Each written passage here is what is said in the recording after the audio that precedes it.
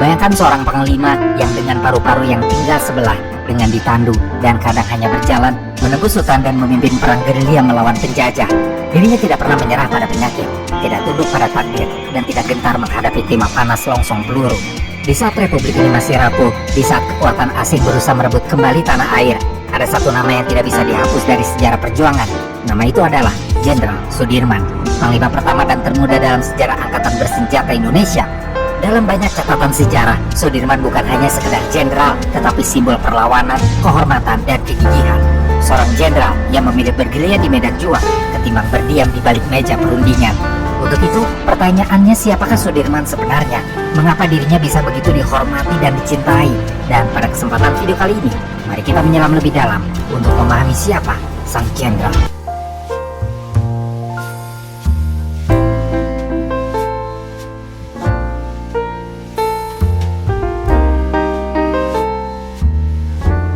Jenderal Sudirman lahir pada tanggal 24 Januari di tahun 1916 di desa Bantar Barang, Kecamatan Rembang, Kabupaten Purbalingga, Jawa Tengah.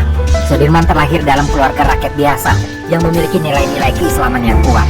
Ayahnya yang bernama Karsid Kartowiroji adalah seorang pekerja rendahan di pabrik gula di Kalibagor, sedangkan ibunya yang bernama Siem adalah seorang ibu rumah tangga namun memiliki turunan darah dari Wedana Rembang. Nunik Utami dalam bukunya yang berjudul Jenderal Sudirman Sang Panglima Besar mengatakan bahwa Sudirman di usianya yang masih kecil kemudian diangkat sebagai anak oleh pamannya yang bernama Raden Cokro Sunario yang merupakan seorang priyayi dan pejabat di pabrik gula tersebut.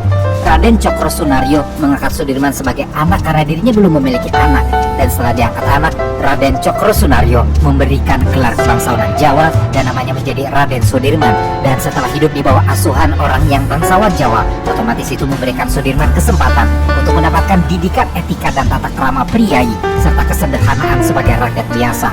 Namun di luar itu, sejak usia dini, Sudirman memang telah mendapatkan pendidikan agama yang ketat dari keluarganya. Sudirman belajar mengaji di surau dan menunjukkan kesungguhan dalam mendalami ajaran Islam. Kepribadian yang disiplin dan religius yang kita ketahui tentang dirinya itu terbentuk dari pendidikan yang dirinya terima sejak kecil.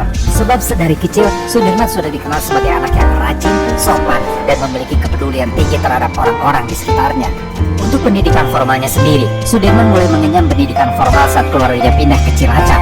Dan di Cilacap inilah Sudirman menempuh pendidikan formalnya di Holland Industry School atau HIS Cilacap pada tahun 1923. Di sekolah ini Sudirman mulai menunjukkan kebiasaannya dalam berbagai kegiatan, terutama dalam bidang kepemimpinan dan organisasi. Saat di sekolah, Sudirman tidak hanya unggul dalam akademik, tetapi juga dalam kegiatan ekstrakurikuler. Sudirman aktif dalam organisasi kepanduan Muhammadiyah yang kelak menjadi pondasi penting dalam pembentukan jiwa kepemimpinannya. Setelah menyelesaikan pendidikan dasarnya di HIS pada tahun 1930, Sudirman melanjutkan sekolahnya ke Muirweetgebrecht-Leger Onderwijs atau MULO, sekolah setingkat SMP. Namun di MULO, Sudirman tidak sampai menyelesaikan pendidikannya karena alasan ekonomi. Namun meskipun demikian, dirinya tetap berusaha mencari ilmu melalui jalur lain. Dan setelah berhenti mengenyam pendidikan di MULO selama 2 tahun, Sudirman kemudian masuk ke perguruan Tarama Wibowo, sebuah sekolah keguruan yang berada di bawah Taman Siswa, lembaga pendidikan yang digagas oleh Ki Hajar Dewantara. Di sekolah inilah Sudirman semakin memperdalam ilmu kepemimpinan, nasionalisme, dan kemandirian. Sebab seperti tercatat dalam banyak catatan sejarah, sekolah Taman Siswa dikenal sebagai lembaga pendidikan yang menanamkan semangat kebangsaan dan perlawanan terhadap kolonialisme yang berpengaruh besar dalam membentuk pemikiran Sudirman tentang kemerdekaan dan kebangsaan. Pada masa-masa ini juga, di usianya yang remaja, selain belajar di sekolah formal, Sudirman juga menghabiskan waktu belajar dengan bekas gurunya di MULO, yakni dengan Suwarjo Tirtosupono dan Raden Muhammad Khalil. Dengan belajar kepada 2 bekas gurunya di MULO itu, Sudirman semakin memperdalam pemahamannya tentang ilmu keagamaan. Dalam buku yang disusun oleh seri buku Tempo yang berjudul Sudirman Seorang Panglima, Seorang Martir, menjelaskan bahwa Suwarjo Tirtosupono dan Raden Muhammad Khalil memiliki peran besar dalam membentuk karakter Sudirman sebagai seorang pemimpin yang religius dan berprinsip teguh. Dengan Suwarjo Tirtosupono dan Raden Muhammad Khalil itu, Sudirman juga tidak hanya belajar agama, tetapi juga belajar mengenai strategi kepemimpinan dan keberanian dalam menghadapi kesulitan hidup. Pada usianya yang masih muda, pengalaman hidupnya mengajarkan Sudirman nilai kesederhanaan, ketekunan, serta tanggung jawab terhadap masyarakat dan bangsa. Oleh karena itulah, pada masa ini, Sudirman mulai menunjukkan jiwa kepemimpinannya di antara para rekan-rekannya. Sudirman sering ditunjuk menjadi pemimpin dalam berbagai kegiatan keagamaan dan sosial. Salah satunya Sudirman pernah terpilih menjadi Wakil Majelis Pemuda Muhammadiyah cabang Banyumas dan kemudian naik menjadi pemimpin pemuda Muhammadiyah di Provinsi Jawa Tengah. Saat aktif dalam berorganisasi, Sudirman percaya bahwa berorganisasi adalah bentuk pengabdian dan bukan tempat mencari penghidupan. Atas kesederhanaan dan sikapnya itu, Sudirman banyak dikagumi. Selain itu, kedisiplinan serta keberaniannya dalam mengutarakan pendapat pun membuatnya dihormati oleh teman-teman dan gurunya.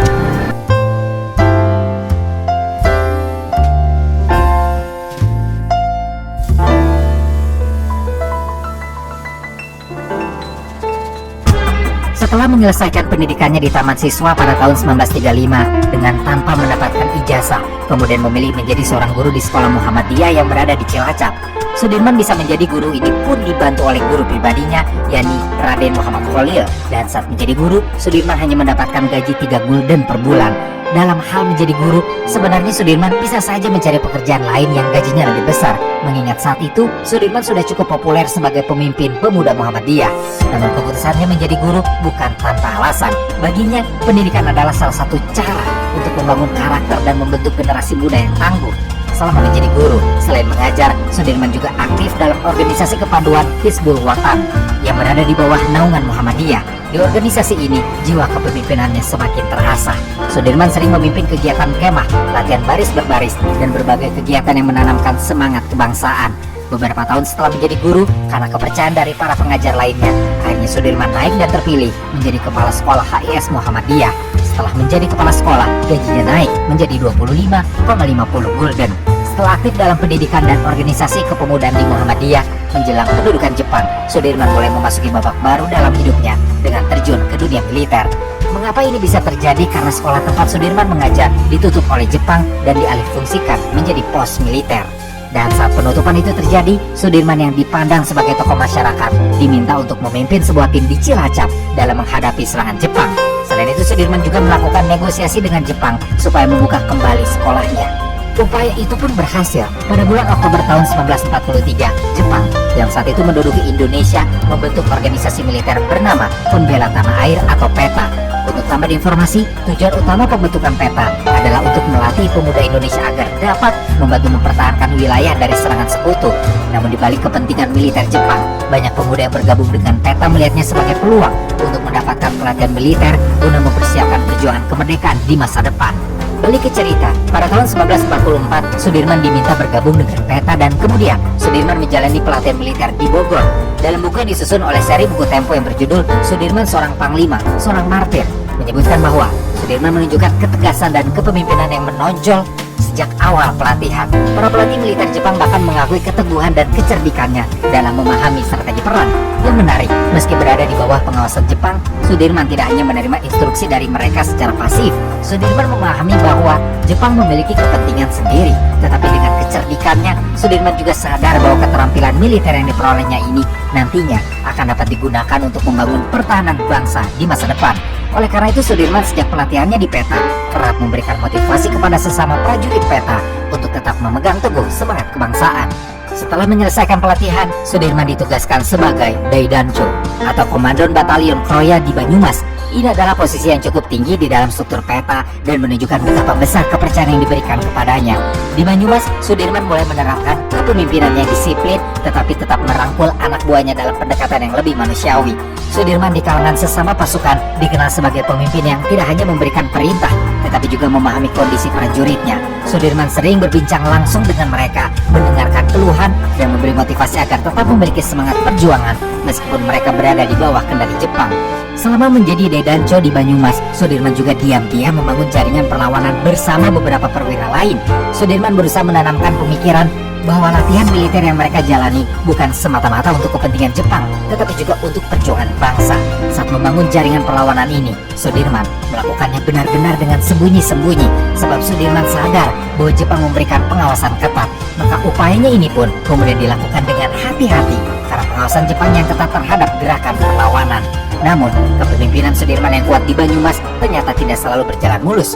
Pada pertengahan tahun 1945, hubungan antara Jepang dan prajurit PETA mulai memanas. Banyak anggota PETA yang merasa bahwa Jepang hanya memanfaatkan mereka untuk kepentingan sendiri tanpa benar-benar mendukung perjuangan Indonesia. Rasa ketidakpuasan ini semakin meningkat, terutama setelah berita tentang kekalahan Jepang di berbagai front perang mulai tersebar. Pada pertengahan tahun 1945, situasi global mengalami perubahan besar. Kekalahan Jepang dalam Perang Dunia Kedua semakin nyata setelah Amerika Serikat menjatuhkan bom atom di Hiroshima pada tanggal 6 Agustus dan Nagasaki pada tanggal 9 Agustus. Di tengah kekacauan itu, Jepang akhirnya menyerah tanpa syarat kepada sekutu pada tanggal 15 Agustus di tahun 1945. Peristiwa ini membuka jalan bagi Indonesia untuk segera memproklamasikan kemerdekaannya. Di berbagai daerah termasuk di Banyumas tempat Sudirman berada, kabar mengenai kekalahan Jepang segera menyebar. Para pemuda dan tokoh pergerakan setelah itu mulai mengadakan pertemuan-pertemuan rahasia untuk mempersiapkan langkah selanjutnya. Sudirman yang telah aktif dalam peta melihat ini sebagai momentum penting untuk membentuk kekuatan pertahanan guna menjaga kemerdekaan yang akan segera diproklamasikan. Pada tanggal 17 Agustus 1945, Soekarno dan Muhammad Hatta memproklamasikan kemerdekaan Indonesia di Jakarta.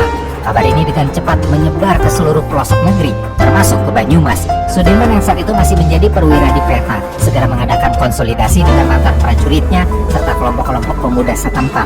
Sudirman mengajak para pejuang untuk tetap waspada karena Jepang masih memiliki pasukan yang tersebar di berbagai daerah. Dalam pertemuan yang diadakan di Banyumas itu, Sudirman berorasi mengenai pentingnya mempertahankan kemerdekaan yang baru saja diproklamasikan. Sudirman menekankan bahwa kemerdekaan ini bukan sekadar hadiah dari Jepang atau akibat kekalahan mereka dalam perang, melainkan hasil dari perjuangan panjang bangsa Indonesia. Sikap tegas dan kepemimpinannya yang inspiratif membuat banyak pemuda memilih untuk bergabung di bawah komandonya. Setelah proklamasi dideklarasikan, tantangan berikutnya adalah menguasai persenjataan yang masih dikuasai oleh pasukan Jepang.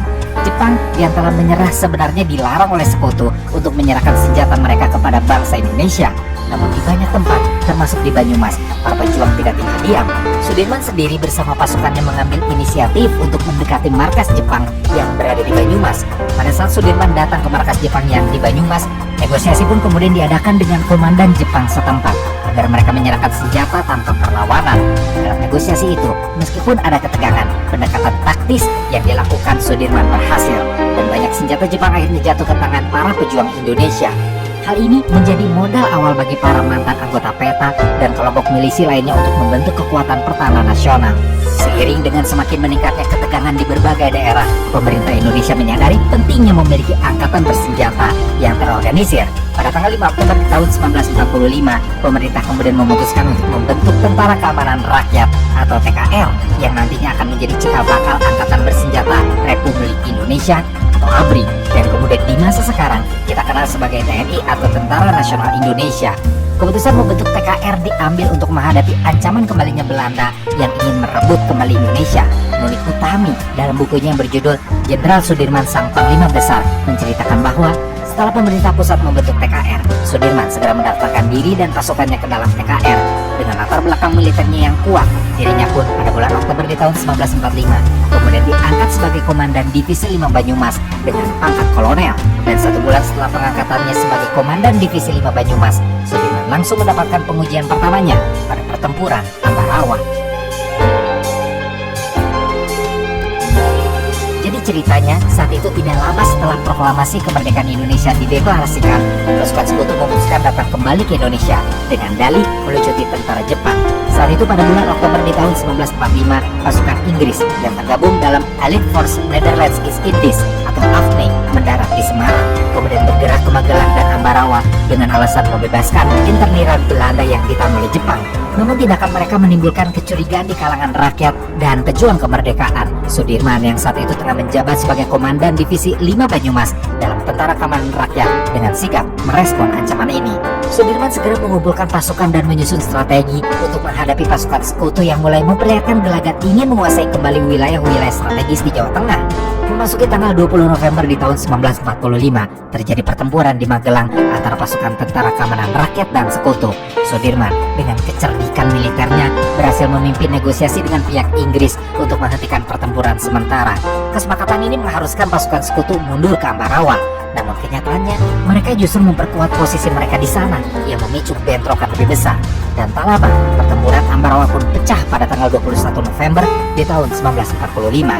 Setelah pasukan Inggris melakukan serangan terhadap pasukan Indonesia di sekitar kota, Sudirman yang saat itu berusia 29 tahun segera memimpin langsung pasukannya dalam pertempuran ini. Sudirman menerapkan strategi gerilya yang efektif dengan memanfaatkan pengetahuan medan dan semangat juang rakyat setempat. Sudirman kemudian mengerahkan taktik penggabungan terhadap pasukan Inggris yang bertahan di Benteng Willem dengan mengendalikan mobilitas tinggi dan serangan mendadak. Pasukan yang dipimpin Sudirman terus menekan posisi sekutu. Dari berbagai arah, serangan dilakukan secara sporadis, memutus jalur logistik musuh dan membuat mereka kehabisan suplai.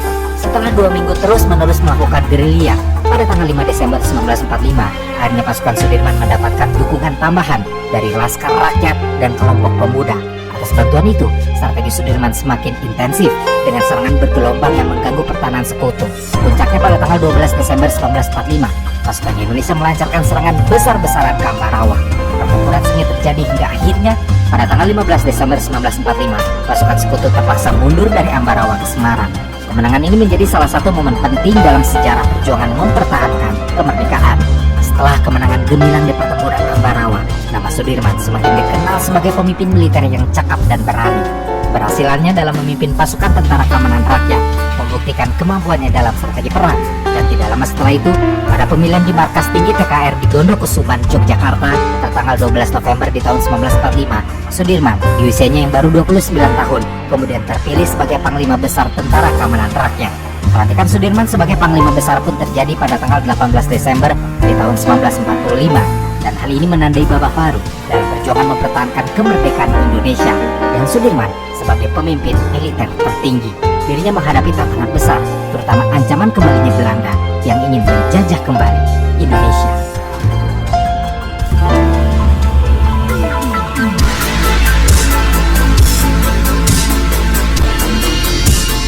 Seperti yang tertulis dalam banyak catatan sejarah, bahwa pasca Soekarno dan Hatta membacakan proklamasi dan menyatakan kemerdekaan Indonesia, Belanda sendiri selaku bekas penjajah menolak untuk mengakui kedaulatan Republik Indonesia dan berusaha untuk kembali menguasai wilayah yang sebelumnya menjadi jajahannya. Melalui perjanjian dengan Inggris, Belanda mulai mengerahkan pasukannya ke wilayah Indonesia dengan dalih untuk menertibkan keadaan dan mengembalikan administrasi kolonialnya. Upaya diplomasi antara Indonesia dan Belanda pun kemudian menghasilkan perjanjian Linggarjati pada tanggal 15 November di tahun 1946 yang mengakui secara de facto wilayah Republik Indonesia di Jawa, Sumatera, dan Madura. Namun ketidakpuasan Belanda terhadap hasil perundingan ini memicu mereka untuk mengambil tindakan militer. Namun sebenarnya selama perang kemerdekaan, Jenderal Sudirman tidak pernah sekalipun suka dengan hasil diplomasi pemerintah dengan Belanda, di mana pemerintah Indonesia selalu mengalah dalam perjanjian Linggarjati ataupun perjanjian Renville. Dalam kekecauannya itu, Sudirman pun kemudian jadi sepaham dengan apa yang diinginkan oleh Tan Malaka yang menginginkan kemerdekaan 100%. Untuk tambahan informasi, Tan Malaka kemudian saat itu mendirikan Persatuan Perjuangan di Purwokerto, Banyumas pada awal tahun 1946. Tujuan pendirian Persatuan Perjuangan adalah menciptakan wadah bagi organisasi politik, laskar, dan partai untuk menyerukan kemerdekaan penuh bagi Indonesia. Selain itu, Persatuan Perjuangan juga menjadi semacam antitesis bagi diplomasi yang dilakukan Perdana Menteri Sultan Syahrir. Setelah Persatuan Perjuangan terbentuk, pada tanggal 15-16 Januari di tahun 1946, Persatuan Perjuangan mengadakan kongres di Solo. Jenderal Sudirman karena kesepahamannya dengan Tan Malaka kemudian menghadiri konferensi ini sebagai wakil dari Tentara Keamanan Rakyat. Dalam hal ini, tentu Jenderal Sudirman mendukung berdirinya Persatuan Perjuangan. Tan Malaka yang menggagas kongres itu kemudian memberikan kesempatan Jenderal Sudirman untuk berpidato di podium kongres. Di kongres inilah Jenderal Sudirman mengucapkan pidatonya yang spektakuler yang mengatakan bahwa lebih baik kita diatom daripada merdeka kurang dari 100%. Kembali ke cerita, setahun kemudian atau tepatnya pada tanggal 20 Juli di tahun 1947, Belanda mengeluarkan ultimatum kepada pemerintah Indonesia dengan menuduh Republik melanggar perjanjian Linggarjati dan menuntut kendali lebih besar atas ekonomi serta pemerintahan di wilayah yang masih dipersengketakan. Ultimatum ini ditolak oleh Indonesia yang menganggapnya sebagai bentuk intervensi terhadap kedaulatan negara. Karena ultimatumnya mendapat tolakan dari pemerintah Indonesia tanpa pernyataan perang resmi, pada tanggal 21 Juli di tahun 1947 pada pukul 00 waktu setempat, Belanda melancarkan serangan besar-besaran yang dikenal sebagai agresi militer Belanda I. Agresi militer Belanda yang pertama ini melibatkan sekitar 100.000 pasukan yang didukung oleh persenjataan modern, termasuk artileri berat, kendaraan lapis baja, dan pesawat tempur. Serangan ini dilakukan di berbagai wilayah strategis di Jawa dan Sumatera dengan tujuan utama menguasai sentra-sentra ekonomi seperti perkebunan dan instalasi minyak. Di Jawa, serangan dalam agresi militer ini difokuskan pertama-tama di pantai utara Jawa. Kota-kota seperti Semarang, Kudus, dan Rembang pun menjadi sasaran utama. Atas serangan yang terpusat dan koordinasi yang baik antara unit darat dan udara, pasukan Belanda dengan cepat berhasil menduduki daerah-daerah tersebut. Setelah berhasil dengan itu, pasukan agresi militer Belanda kemudian menyasar Bogor dan Bandung. Atas serangannya ini juga, pasukan agresi militer Belanda berhasil merebut dua kota penting ini dalam waktu singkat setelah menghadapi perlawanan sengit dari pasukan bersenjata Indonesia dan Laskar Rakyat. Setelah berhasil menguasai Bogor dan Bandung, kemudian pasukan agresi militer memperluas sasarannya ke kota Madiun dan Malang, yang mana dua kota ini pada saat itu menjadi pusat industri dan jalur transportasi penting. Di luar Jawa, khususnya di Sumatera, Belanda melanjutkan ekspansinya dengan menargetkan daerah-daerah penghasil minyak seperti Palembang dan Medan. Atas ekspansinya itu, kemudian pasukan agresi militer Belanda sedikitnya berhasil menguasai ladang minyak dan fasilitas penyulingan yang sebelumnya dikuasai oleh Indonesia. Atas ekspansi yang diperluas terus-menerus oleh pasukan agresi militer Belanda yang memiliki kekuatan militer yang lebih unggul, Jenderal Sudirman selaku Panglima Besar TNI kemudian menyusun strategi pertahanan yang berorientasi pada perang gerilya. Strategi ini didasarkan pada prinsip bahwa Indonesia tidak mungkin menang dalam pertempuran konvensional melawan Belanda yang memiliki keunggulan dalam persenjataan dan logistik. Maka atas pengalaman perang gerilyanya, Jenderal Sudirman menginstruksikan seluruh pasukan yang ada di Tentara Keamanan Rakyat untuk menghindari pertempuran frontal yang hanya akan mengakibatkan kerugian besar. Sebagai gantinya, seluruh pasukan angkatan bersenjata diperintahkan untuk berpencar dan menyerang secara sporadis guna mengganggu pergerakan pasukan Belanda.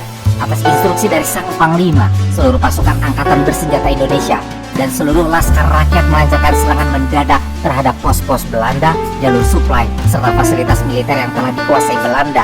Selain itu, para pasukan di bawah kepemimpinan Jenderal Sudirman juga melakukan sabotase terhadap infrastruktur penting seperti jembatan dan jalur kereta api untuk menghambat logistik musuh.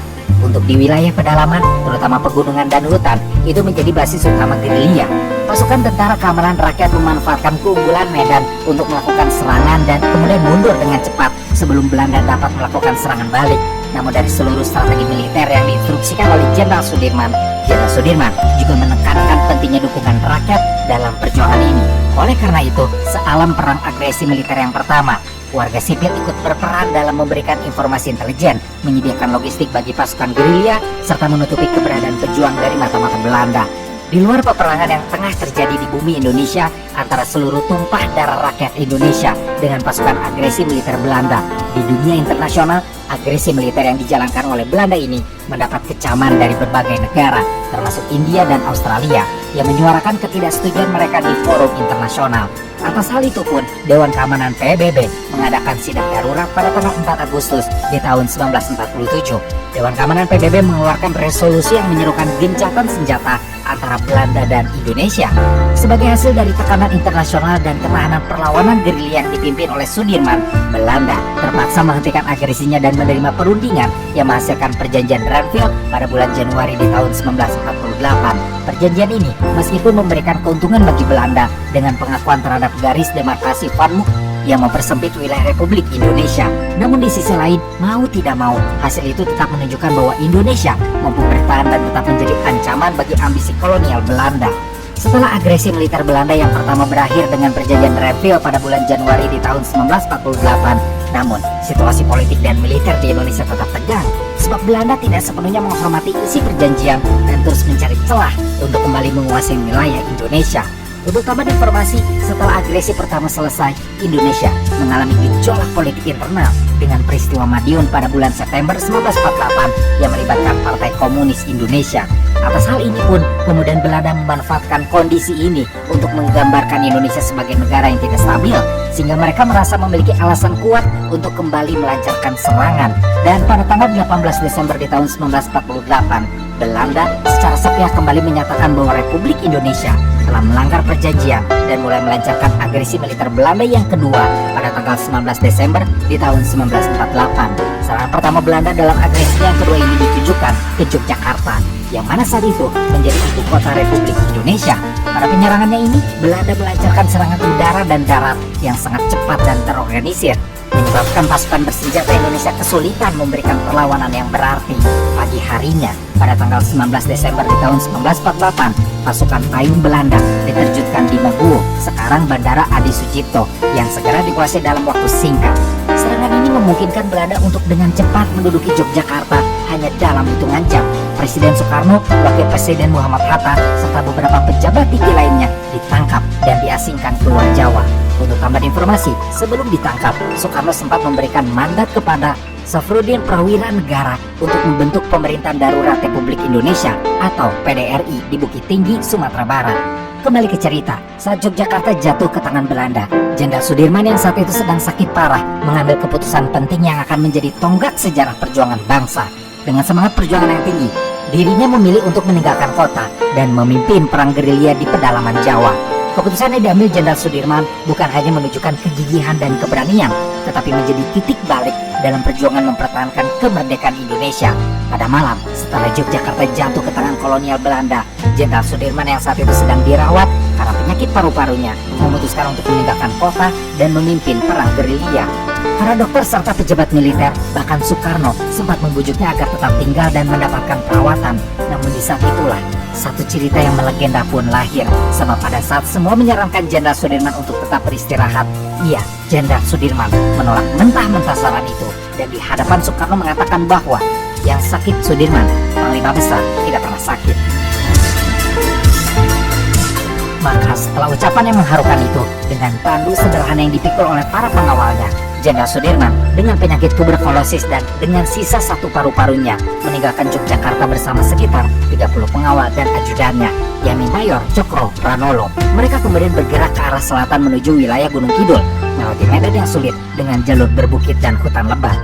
Untuk penceritaan lengkapnya dalam perang gerilya yang dilakukan Jenderal Sudirman di pegunungan selatan Jawa, maka kita membagi ke beberapa tahap.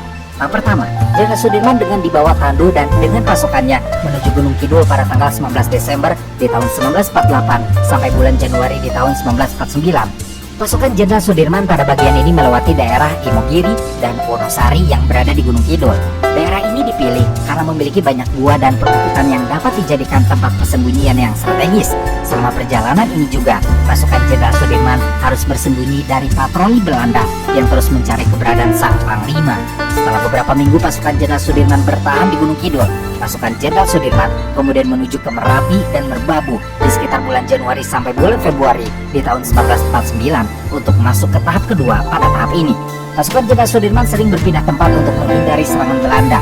Kondisi alam yang berat serta cuaca dingin pun menjadi tantangan tersendiri bagi Jenderal Sudirman dan para pasukannya.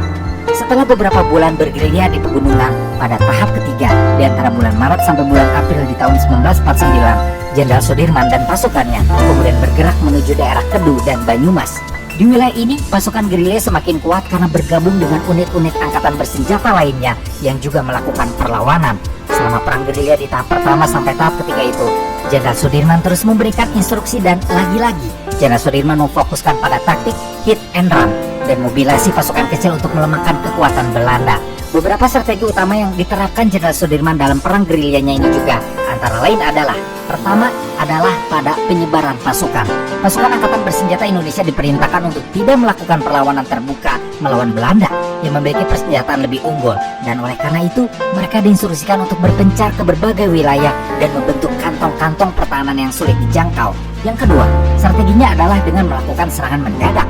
Serangan ini bertujuan untuk mengganggu stabilitas operasi Belanda dan melemahkan moral pasukan mereka. Yang ketiga, dan ini yang paling penting, adalah mendapat dukungan rakyat. Banyak masyarakat desa yang membantu menyembunyikan Jenderal Sudirman dan pasukannya dari kejaran Belanda.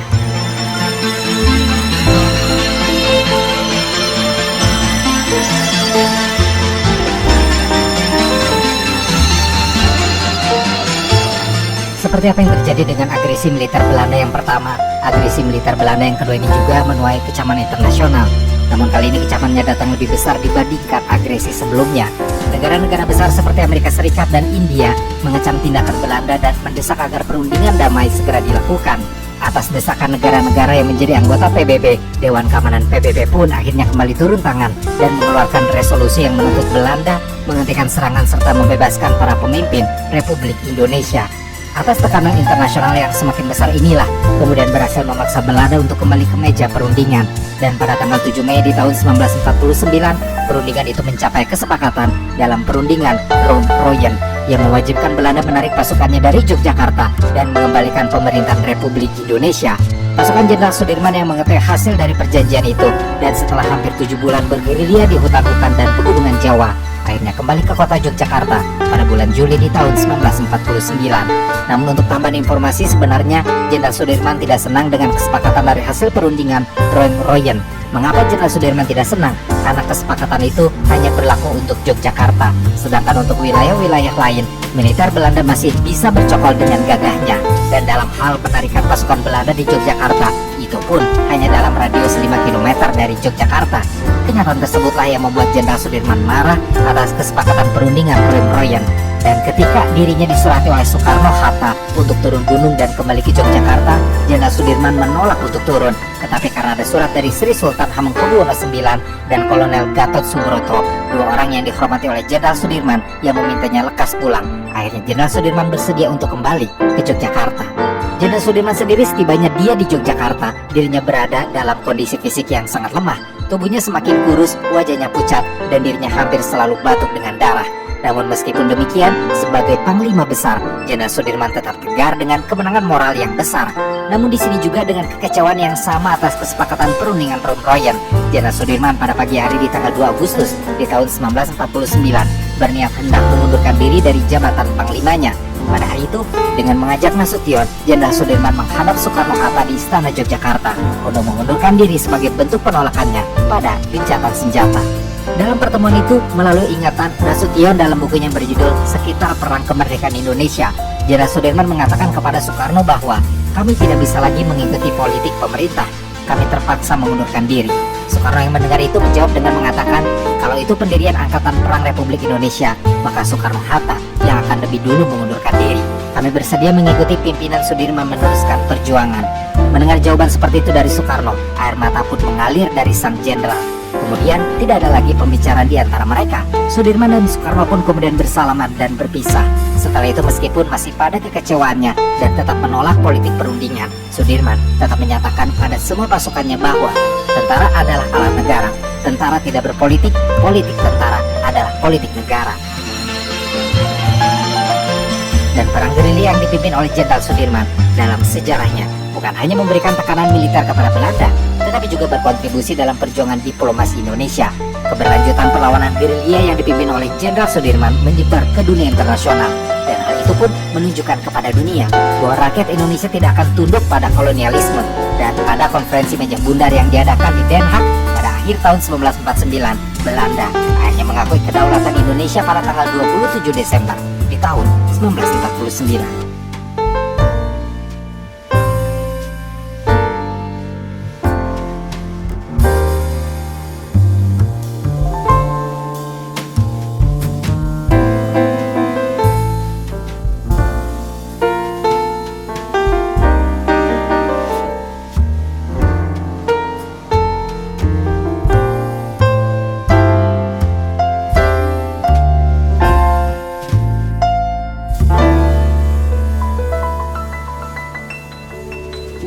Setelah kembali ke Yogyakarta, Jenderal Sudirman mulai kembali menjalani berbagai pengobatan yang disarankan oleh tim dokter. Namun pengobatan yang tersedia pada saat itu sangat terbatas, dan tuberkulosis yang dideritanya sudah mencapai tahap lanjut. Karena kesehatannya yang terus menurun, dokter menyarankan agar Sudirman menjalani perawatan lebih intensif.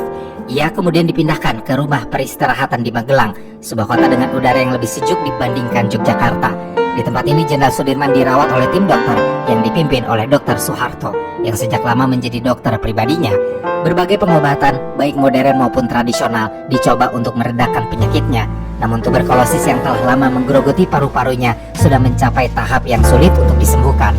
Kondisinya semakin lemah hingga dirinya hanya bisa berbaring di tempat tidur dan berkomunikasi dengan isyarat atau suara yang sangat pelan. Meski begitu, Jenderal Sudirman tetap mengikuti perkembangan negara melalui laporan yang disampaikan oleh orang-orang terdekatnya. Selain itu juga, di kondisi fisiknya yang terus memburuk, Jenderal Sudirman tetap berusaha untuk bertemu dengan para sahabat dan rekan seperjuangannya yang datang menjenguknya. Memasuki akhir tahun 1949, kondisi Jenderal Sudirman semakin kritis.